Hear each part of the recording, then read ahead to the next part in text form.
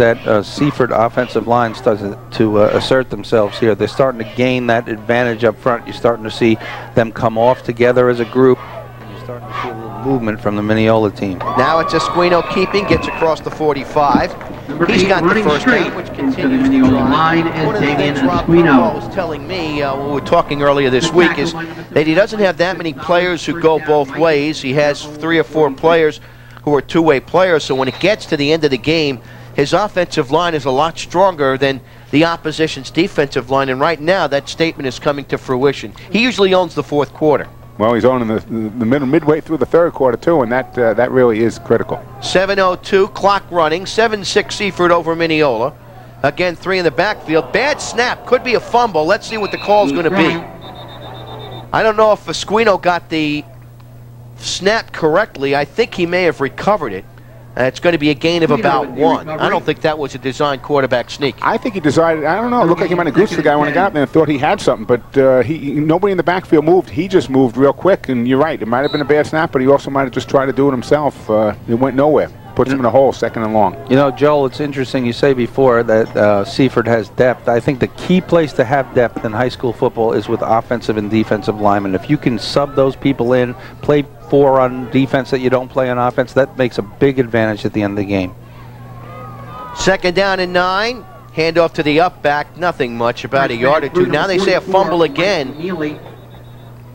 That is Brian O'Neill, number 88, pointing that it's Mineola ball. Still a pileup on about the 47-yard line, and the officials call a timeout. Pete Cesario said moments ago on that last play that it might have been just a matter of the center snapped the ball before the quarterback was ready. And that could be too. Yeah, I mean, he's got it. Because the backs didn't move at all. The quarterback did move, but it didn't look like he had a handle on the ball, so you may be absolutely right. Seaford does retain possession. Now Gabler comes in and Mealy comes out. And usually it means it's going to be a little more of a wide open play. Mealy the fullback. And it's a slot to the left with 1 deep back. Little flip pass now to Gabler. Gabler to the 40, and he's tackled at the 40 for a first down. What a nice little shovel pass to Gabler, and Dan Medlock had to come up from his safety position and make the tackle. I love that little shovel thing, Tom. The thing that makes that different from a screen out to the side is the fact that it's a forward pass. If you drop it, it's an incomplete pass. Absolutely, and it's such an easy pass to complete, and you can get the opening because the linemen are coming, the linebackers are dropping back, and you're giving your good back who you want to have the ball plenty of room to run. 13 yards in the pickup. Now it's a power eye wishbone formation again. And as you would expect, Hillman with a great block by Mealy, breaks into the open. He's at the 20, 1 man to beat, dragging him all the way to the end zone, and it's a touchdown for Kevin Hillman. 40-yard touchdown for Kevin Hillman with a great block by Mealy, who opened up the hole, and then Hillman did it on his own. How about the leg drive of Kevin Hillman to keep going? A poor tackle at the end there, grabbing the body instead of blocking and hitting the legs, but Kevin Hillman is just a great running back, and we said that before. I mean, he's going to be well over 200 yards tonight. I got to tell you, I've seen a lot of football games this year. Hillman is really impressive to me. He's as good as anybody I've seen so far this season. Well, it's 13-7 in favor of the Vikings now, and here's Mozakitis trying for the 14th, and he is successful. It's good. Timeout on the field. 5:08 to go, third quarter. Seaford starting to take control. It's 13-6, as we'll be back with more of the Nassau County Conference 4 Championship game on Telecare.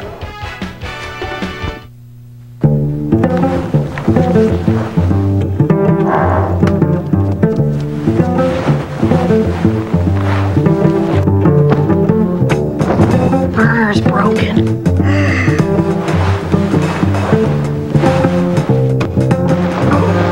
Room in their life for a broken burner. For installation and reliable service of clean gas heat, call Keyspan. Do yourself a favor.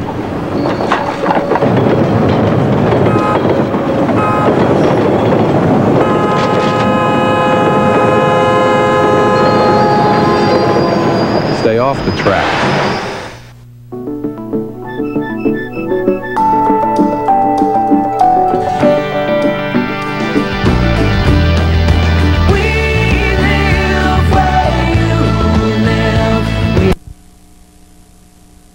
with Tom Howard and Nick Schroeder and the rest of our Telecare crew. And Kevin Hillman has just busted another one for 40 yards to make it 14-6 in favor of Seaford. Now a bounding kick, and it's taken by Harrison at the 25, 30, trying to look for a hole, still on his feet, finally taken down very nicely by Ryan Dunn, grabbed him around the ankles and brought him down. So 14-6, how big a touchdown was that momentum-wise for both schools? Well, it's a huge touchdown for Seaford because they're the ones who came in here. 28-0 win 5 weeks ago against this Mineola club. I think they really came in a little cocky, Nick. You know, they knew that they had the ability to win. Mineola has been playing aspired defense, but right now with Seaford scoring that touchdown, it gives them a big lift. You know, sometimes what looks like cockiness on one team's part is just motivation on the team that lost the first time. I mean, they came in here fired up. Mineola did a great job in the first half, and they're still not out of this ball game. Medlock back to throw, being rushed, sets up the screen. It's caught and racing for good yardage up the middle is Adam Minsky, the fullback. The senior gets a first down all the way out to the midfield line. Perfect call at a perfect time. You said earlier, Nick, you like to look at teams who mix up the pass and run. Well, at that time, they're looking for a run, and when he drops back, the linemen are in there, swarming in there. Perfect call. Oh, yeah, you're fired up. You just scored a touchdown. You're gonna come out there. You're going full tilt. So it's a first down at the 47. And a big play coming back after the Seaford touchdown. Broken eye again. Long count. Fake handoff to Minsky. Medlock's got the ball. Midfield, 45-40, racing to the left side, still on his feet.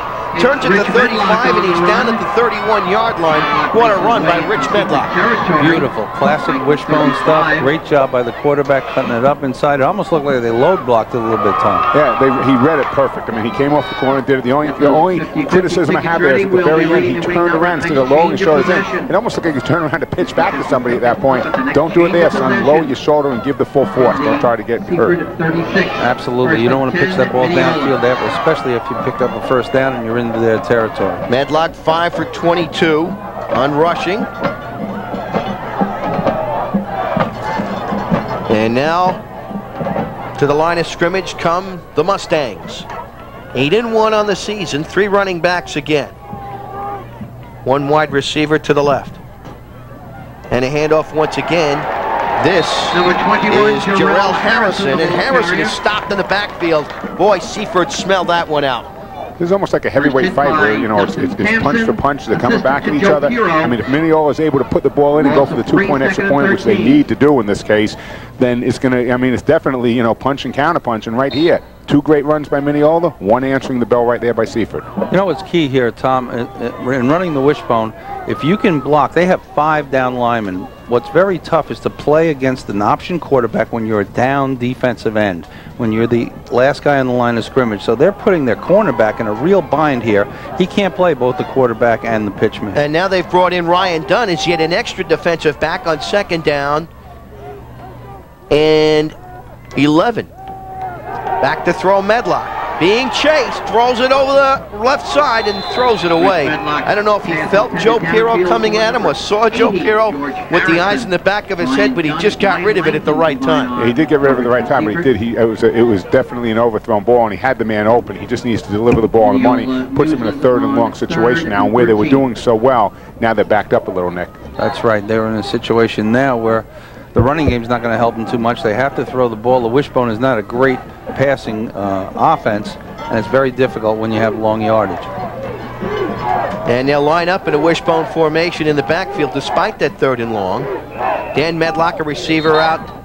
Make that George Harrison a receiver out. And now Mineola's got to call timeout. So with 3:24 to go in this 3rd quarter, Seaford leads at 14-6. We'll be back with more in just a moment on the Nassau County Conference 4 Championship game on Telecare. You saw right Long Island McDonald Sports Productions exclusive coverage of the Long Island Football Championships next Saturday at 7 o'clock, Class 1 and 3. Join us next week for our Telecare Landers Sports Productions exclusive coverage of the Long Island Football Championships next Saturday at 7 o'clock, Class 1 and 3, and next Sunday at 7 o'clock, Class 2 and 4. The winner of this game will take on Babylon Earlier this afternoon here at Schuart Stadium, the MacArthur Generals beat Lawrence 10-7 in a terrific game. They will play North Babylon. So right now, it's a 3rd down and 12. Moving in motion is Jarrell Harrison. Back to throw is Medlock. Throws over the middle. Got his man Harrison wide open for a 1st down at the 25-yard line. And great play, Harrison. Harrison was open the whole time. He waited for him to cross that 1st down line, delivered the ball on the money. You see Harrison coming back a little gimpy, but excellent job by catching the ball. Harrison has been a force on both sides of the football today, and he picks up a huge 1st down for Mineola. Down by 8, 14-6, 3rd quarter winding down, 3:07 to go. And we saw right there, Nick, Rich Medlock, big, strong kids, able to deliver the ball on the money. Medlock 5 for 10, 55 yards. Back to the wishbone backfield. Medlock calling signals, hands the ball off now and racing and breaking to the outside, trying to pick up yardage. And fumbling the ball out of bounds is the player for Mineola, Jim Holobowicz. Got some good yardage, fumbled the ball on the outside, and then retains possession for Mineola, and he picked up about a net of about 4 or 5 yards. Ball to be spotted at the 16-yard line. Right there, you have to learn how to use that straight arm. When he got around the corner, he had to pop that straight arm in there as hard as he could and try to turn up the field. Was unable to do so. Luckily, the ball went out of bounds. They're going unbalanced line here in the wishbone. Up top of the screen. Holobowicz, Dan Medlock, and Minsky, the 3 in the backfield. On 2nd down and 4. They're shifting down now. Medlock's got the ball, has some blockers in front of him, tries to turn inside.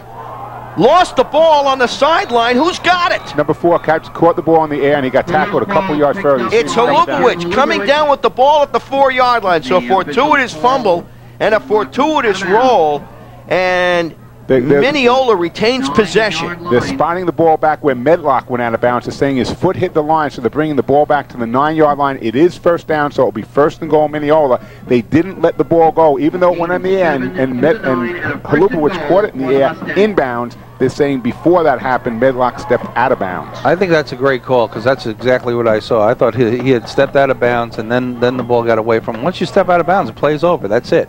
You know, as much as you'd like to think that he should have held on to the ball, he was trying to get out of bounds, and he did step out. Now they bring in an extra down lineman, Chris Sherline. Brian Basso is out.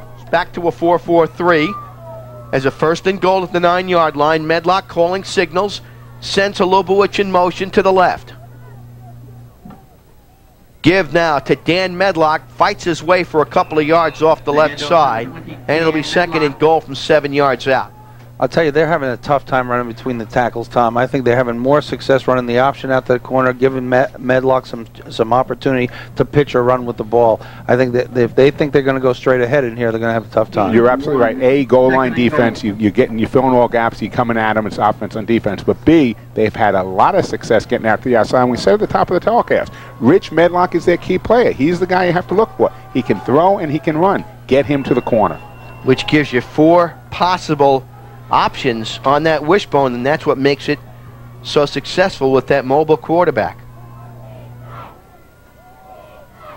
Now Dan Medlock slowly in motion to the right. Bad snap, loose ball on the ground. Who's got it? It's Seaford. They say they've got the football, and they do. A fumble off the bad snap from center, and Seaford dodges another bullet. One of the things right now you have to convince, if I'm the Mineola coach, I may actually be using a timeout right now to convince my guys that's our end zone. It's only 9 yards away, guys. This is the most critical point. You can't let Seaford out of this hole. We're still only down by a touchdown. Don't get down on yourselves. You know, we talked about small schools before. Here you have kids who are playing both ways. Emotionally, they're down in the dumps. Now they have to get themselves going and play defense. That's a tough thing about high school football, is that you do have people going both ways, particularly in a small school. So those very same kids now have to get it together and play some defense. Chris Sanzano on the fumble recovery, and that's the 3rd turnover by Mineola. Now handoff to Kevin Hillman. Tries to fight his way upfield, picks up about a yard or two. And I would suspect that's all you're going to see let the clock run down, use Kevin Hillman to get themselves out of trouble and kick it away if they don't get the first down. At this point right now, Joel and Nick, if I'm Mineola, I'm gap 8ing it here because I know that Seaford's not going to pass out of their own end zone in a championship game winning by 8 points. They're not going to take that chance. So at least for the second down, I'm bringing everybody. I'm taking a chance. I'm going to sit 1 or 2 guys back in case they break it, but try to fill those gaps and make it 3rd and long. Kevin Hillman, 190 yards in the game thus far, including a 39 and a 40-yard touchdown. Now an inside handoff goes nowhere. I think that might have been Kevin Hillman again. Keep it on the ground with picking up Kevin 1 or 2 yards. That's about it. Exactly what you said, Tom. I mean, they're going to take away the run right now. They know they're not going to throw the football. This will be a key down right here. Gain of 1, 3rd whether or not they put the ball in the air or not is going to be a question right now, but I think right now I might loosen up just a little bit. Well, no, you do loosen up defensively a little because they could, but here's what, on Seaford's part, this may be the time you want to come back with that shovel pass because it's an incomplete pass, it's just going to hit the ground, and if it opens, it's going to open for big yardage. Damian Esquino has got the play as they line up in their own end zone. Line of scrimmage right now is about the 12. 1 for 8 for 13 yards is Esquino, so you're right. They don't look to throw it in this particular situation. They do pitch out wide to Hillman. Hillman cuts upfield. That's the first down and more, all the way out to the 20-yard line. What a run off the right side by Kevin Hillman, and that should get him to 200 yards. Is there a penalty marker down? But Hillman I don't think so. I don't think so. They moved the chains. Nick, as you said before, you know, both teams actually are doing better off the corners than they are from tackle to tackle. Third quarter is history, folks. Seaford scores a touchdown in the third quarter. They lead Mineola 14-6. We'll be back with the final quarter of action here from Seward Stadium in Hofstra in just a moment. This is the Nassau County Conference 4 Championships game on Telecare.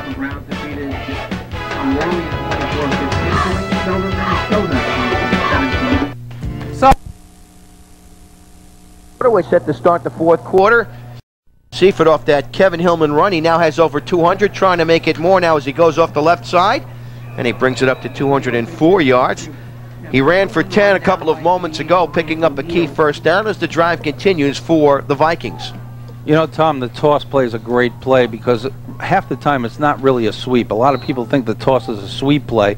It really gives the great back the ability to wind it back. So I saw Hillman before on the first down prior to this play where he showed me not only the ability to bounce but the ability to wind it back across the field.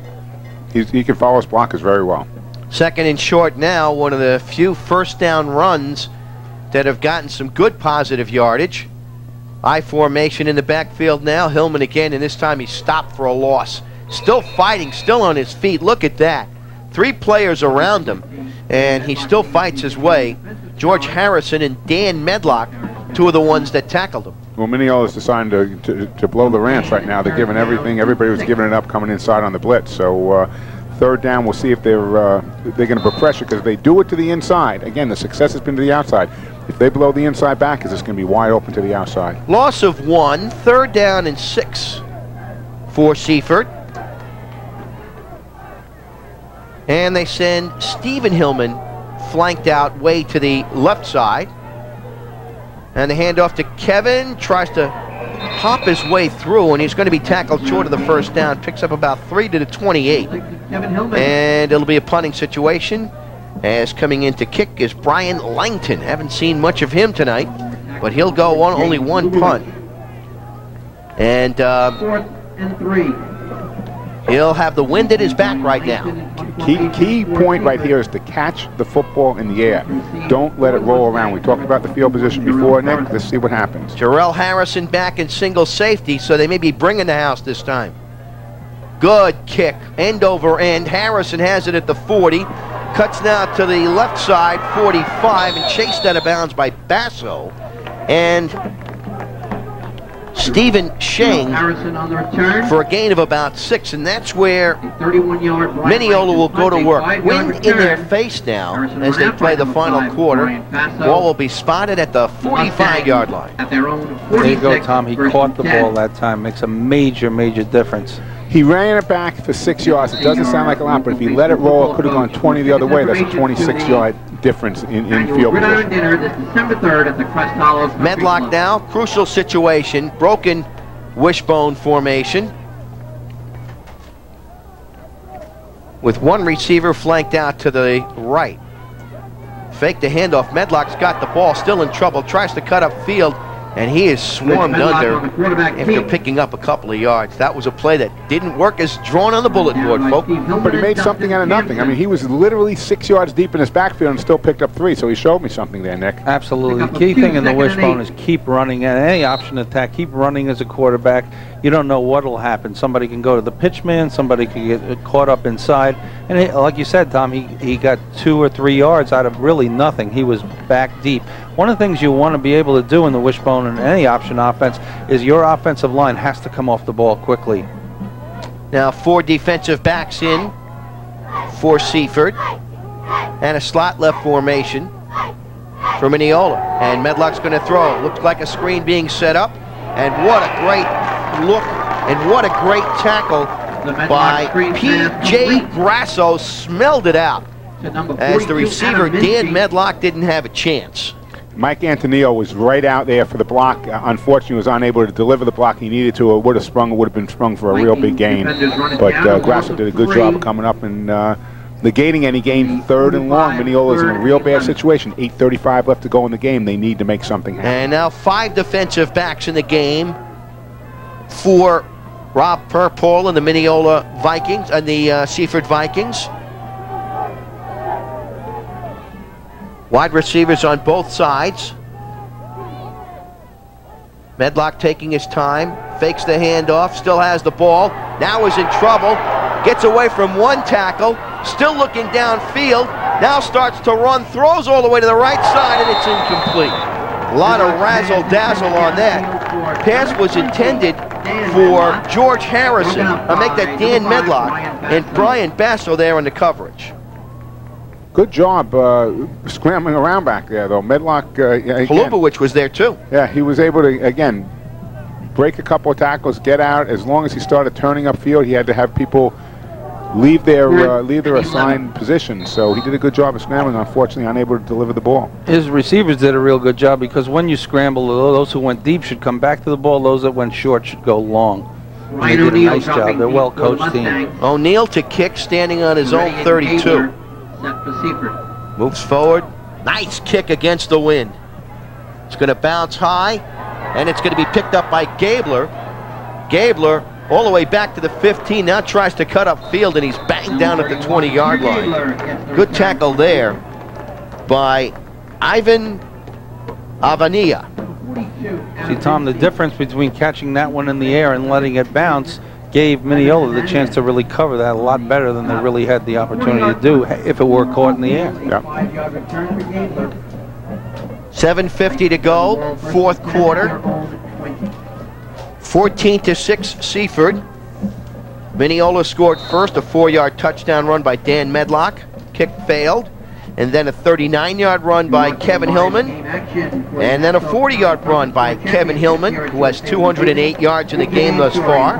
And both kicks were good, so that's where we are, 14-6 Seaford with the lead in the ball. And Hillman getting about a yard as he bucks up the middle. And this is key on 1st and 2nd down, again, for Mineola to hold Seaford and not give him any yardage, make it a 3rd and long. On the other hand, this would be a perfect opportunity, I think, for Seaford maybe to try some safe pass if they have it in their playbook. Something, you know, a dump pass or something. I know Nick's shaking his head up here like, well, you're not going to throw an interception this late in the game. And that was Stephen Hillman with the ball and not Kevin. Used to seeing Kevin handle it so much on 1st down. 3 in the backfield once again, with both Hillmans in there. This time it's Kevin trying to utilize a block but going nowhere. Might have lost the yard going back to the 19-yard line. So it'll be a 3rd and long for Seaford as the clock continues to tick down with less than 7 minutes to go in the 4th quarter. Mineola leading by those 8 points. Yeah, Mineola has an opportunity right now, though, to get the ball back with about 5:30 to go, and they'll be in very good field position if they can hold them here. So that's what I'm saying before, that pass. Now they're in passing situation, they have to. Yeah. You know, again, you may want to consider something that's very safe when your quarterback knows he's either going to deliver the ball or throw it out of bounds. Gabler is in, Mealy is out. Gabler, the recipient of the only completed pass today by Damian Esquino. Out of the shotgun, here's the pressure. Esquino releases the ball. It's caught by Hillman, and Hillman moves it all the way up to the 28-yard line. He'll give him some room, but it won't be enough for the first down. So Steve Hillman picking up some good yardage on that pass play, about 10 yards. But the Seaford Vikings will have to kick. Great play by Mike Antonio. He broke that whole thing up from behind, a big defensive lineman chasing the running back down, catching him from behind, or else he would have had the first down easy, Nick. Great job. You're not just a pass rusher, you're a player who has to make a tackle, and you keep running as a defensive lineman. Great play. Langton's going to kick from about his 15-yard line. Wind at his back. And he kicks a beauty, a nice high line drive kick. Harrison calls for the fair catch, lets the ball roll. It's going way down deep into Mineola territory, where it's finally down there by Stephen Sheng. And the Brian Langton. Jarrell Harrison called for the fair catch.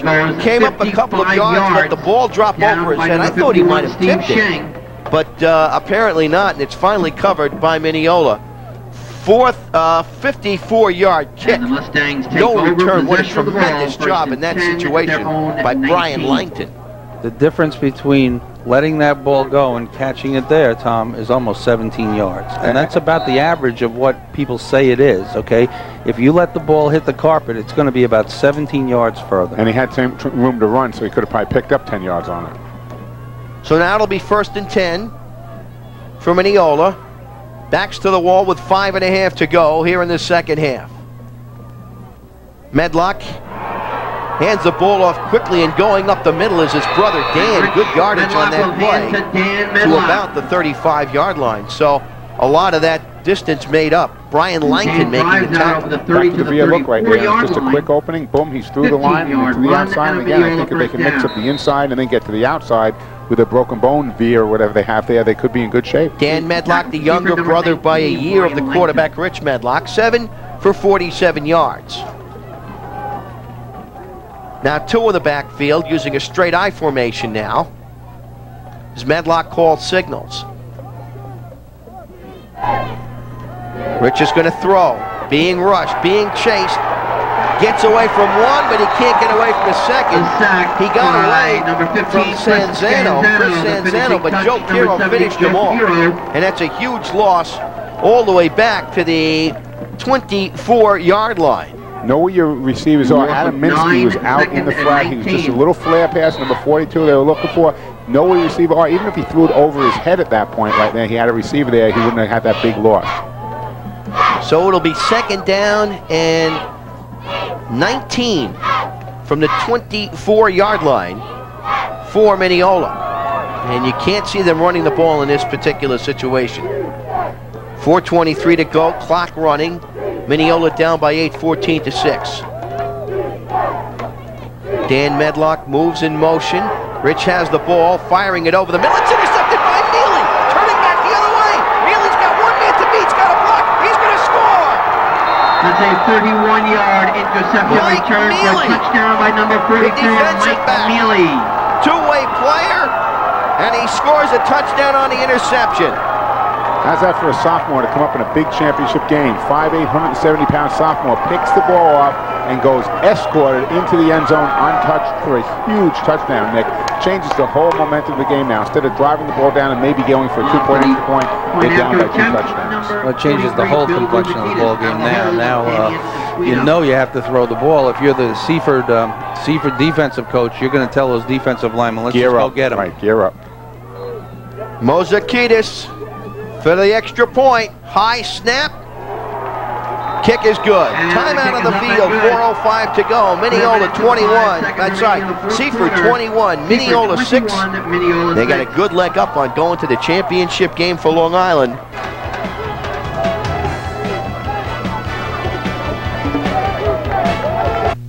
So what?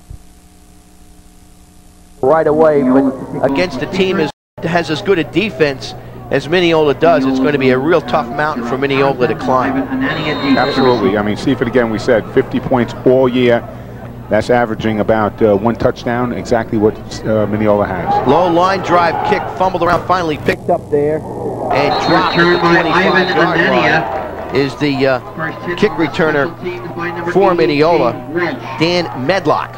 I think one of the things you're starting to see, Tom, we talked about this earlier, with Seaford having a few more players on the team and a little bit more depth, it's really shown in the second half. Yet it was a two-way player that made the interception, Mike Mealy.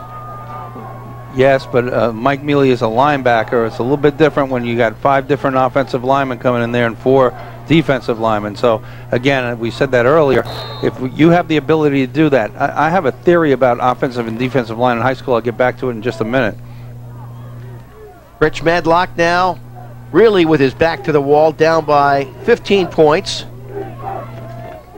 And time running down, less than 4 minutes to go in the game. Medlock throws it outside. Harrison's got it. Harrison to the 30, 35-yard line, where he's gang tackled at about the 35. Now, I hope Nick Matheri isn't to lock him in a weight room and feed him steroids, is it? To tell me. No, not that. And don't put him on any dietary supplements either. No, I just feel that offensive linemen, it's a different mentality than defensive linemen. If you have the ability to work and practice with different people on offense and defense, offensive line is more technique. Defensive line is let's just go. With brute strength. Yep. Second down and a credit card, and back to throw is Medlock. He's being rushed, he's being chased, and he's going to be tackled for a loss by Stephen Hillman. You know, we talked about Stephen as one of the key defensive players at the start of the game, and really he wasn't one of the key players, at least in the open field, but he just made a great tackle there for a second and inches to a second and third and long. Well, we knew that Steve's brother is the guy who runs the ball, but we didn't highlight the offense on Seaford. We highlighted the defense. They're the lunch pail group. They're the guys who know stars, but everybody does their job. They know their job. They know their assignment. Steve just came up with his. Third down, 7 to go. Like I say moments ago, it was third and a credit card.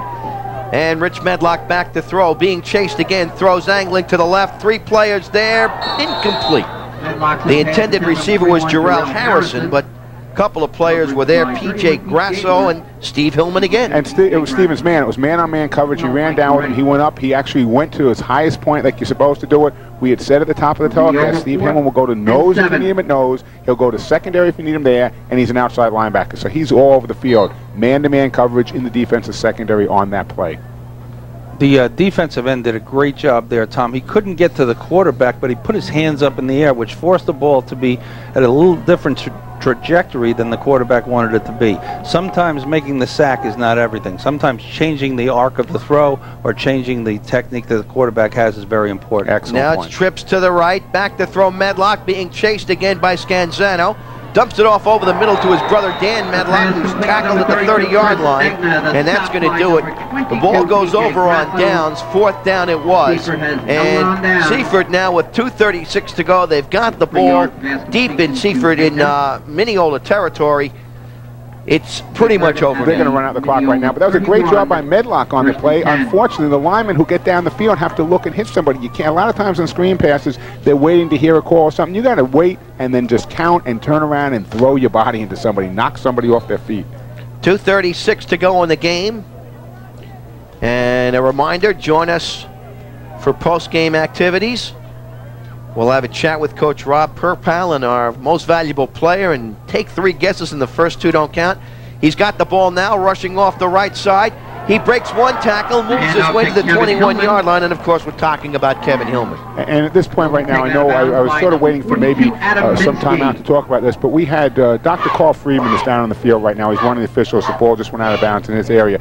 Carl made just a great save here about a week ago. Yes, he did. One of the fans from the Locust Valley game went down in the stands. He actually used to be one of my former quarterback and punters, John Tierney. The father, John Tierney, went down.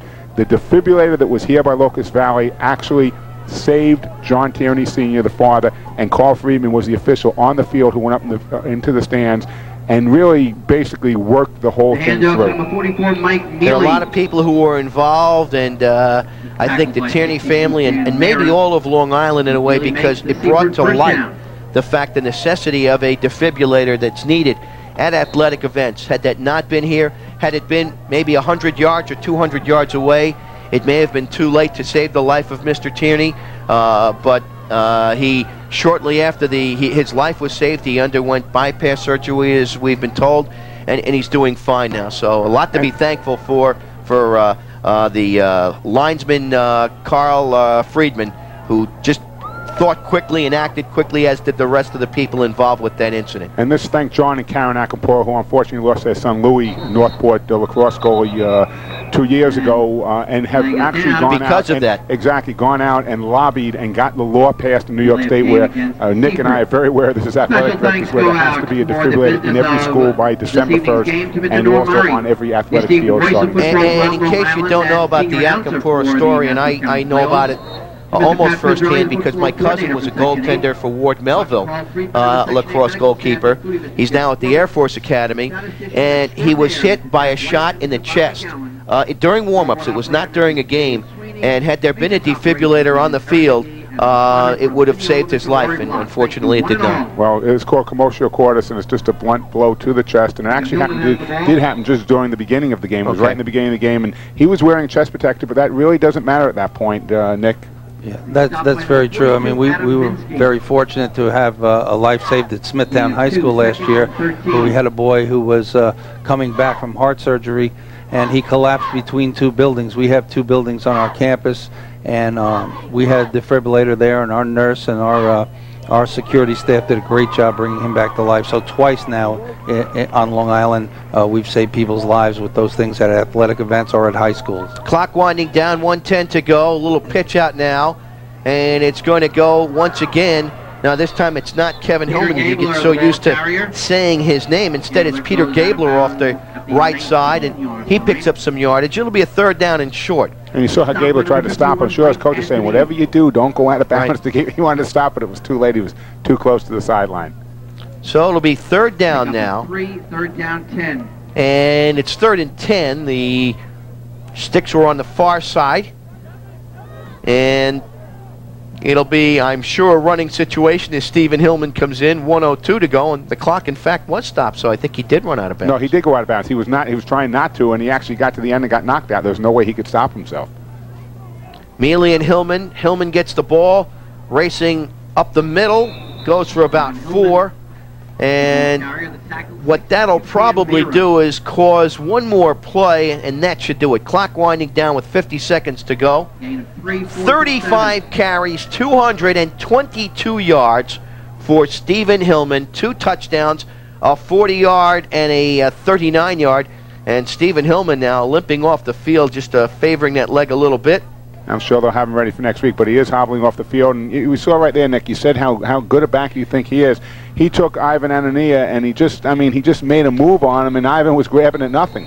Yes, that's right, and he is an outstanding back. And this is going to be some matchup next week with Babylon. Babylon has been here a number of times to the Long Island Championship and has come away empty. But they have a great player in Trevon Rodney, and they have some other great players, and they are a really good football team. I am very impressed with Seaford, however. I think that they have more depth at the Division IV level than anyone I've ever seen in the last 10, 11 years. What are we, 11 years now, Tom? Yeah. Timeout was called by Seaford. They'll have one more play, 4th down and about 6, and a reminder to join us next week for our Telecare Lander Sports Production exclusive coverage of the Long Island Football Championships. Class 1 and 3 next Saturday starting at 7 o'clock, and Class 2 and 4 next Sunday starting at 7. And Class 1, we're going to have the Dalers of Farmingdale taking on Patchogue Medford, and I'll tell you, Pat Med looks like a big, tough, strong, physical team. And then the Class 3 will be the Golden Eagles of Bethpage, and they're going to be taking on Class 3 for us is the Islip Buccaneers with Joe Patrovich, the only man who's won in both counties. Here's a field goal attempt by Matsakidis. It's not good. And with 17 seconds to go, Mineola takes over the ball.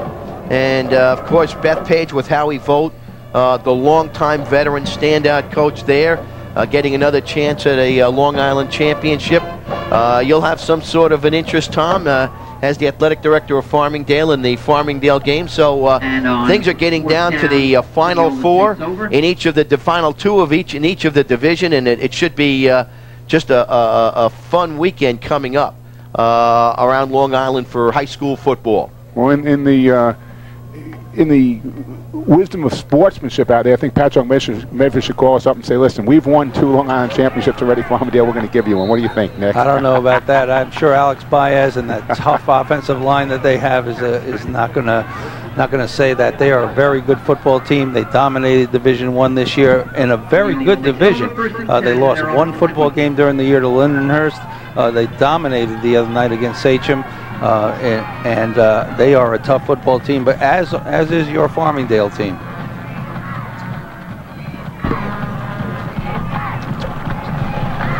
All right, here comes Medlock. The throw, has to run with the ball, loses the football. Mealy running for it, picks it up, and he's going to go in for a touchdown. Mike Mealy picking up the loose ball and running it in for his second touchdown on defense of the day.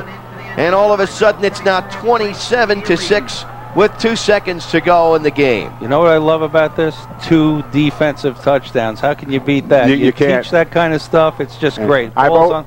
Ball's on the ground, he picks it up and goes in, picks off a pass and goes in. 2 defensive touchdowns, they almost equal the offense. Exactly. I always preach that you can score more ways on defense than you can on offense, and they're actually proving that. You pick up a fumble, you bring it in there. You end up picking off a pass, you can bring it in there. You can end up returning a punt. There's so many different ways on defense that you can score, and you saw 2 of them tonight. So it'll be another try for point by Bill Muzakidis. This one is good, and that's just a dot on the final eye. 28-6, Seaford with 2 seconds to go. Isn't the outcome of the game, though? You look at 28-6 and you say, well, we watched this game. It wasn't a 28-6 game, but opportunistic teams win championships. They do anything it takes to win, and you saw it right there. Seaford Vikings well on their way to the Class 4 Long Island Championship game. And you know, it was very similar to the first time these 2 teams met. Seaford was the more opportunistic team. They moved the ball better. They made the most of their opportunities. They scored on a punt return. They then scored on a long pass play to Ferretti. As the clock winds down and this game is over. Final score here at Seward Stadium. Seaford goes to the Long Island Finals in Conference 4. They defeat Mineola 28-6. We'll be back with post-game festivities in just a moment. This is the Nassau County Conference 4 Championship game on Telecare. They will oppose Avalon High School Conference Division 4 champions. Congratulations brought to Coach James Guido and the entire staff for their outstanding 2002. Today's game is brought to you by J.P. Morgan Chase, proud sponsor of high school sports on Telecare. J.P. Morgan Chase, with convenient branches throughout Nassau and Suffolk counties to serve you. So whether it's a saving or a checking account, visit J.P. Morgan Chase. The right relationship is everything. CA. Some emotional players, you guys got to be excited. We got Mike Mealy. Let's start with the defense, because the defense is the key for this Seaford team. You guys do a workman-like fashion. Let's talk about that interception. Looked like a wide open pass there, and then, I mean, you jumped up there like, I don't know, you should be playing basketball. Talk about the interception. I throw the ball and talk about the defense, though, Mike. Talk about the defense. Just stop people. People can't run against us. Pass. It's the last couple games, 200 yards today. Talk about your performance and your team's performance. Showed a lot of gut out there tonight. I just try to do what the team expects from me. Just run and put some points on this. How does it feel? You're county champs now. Still one more game to go, and we got to work hard. Okay, Coach Purple, talk about your team's performance today. You're county champs. How does it feel? They really gutted this one out. The defense once again came up big. We have done this for 10 games now. 10 games. We just keep on coming.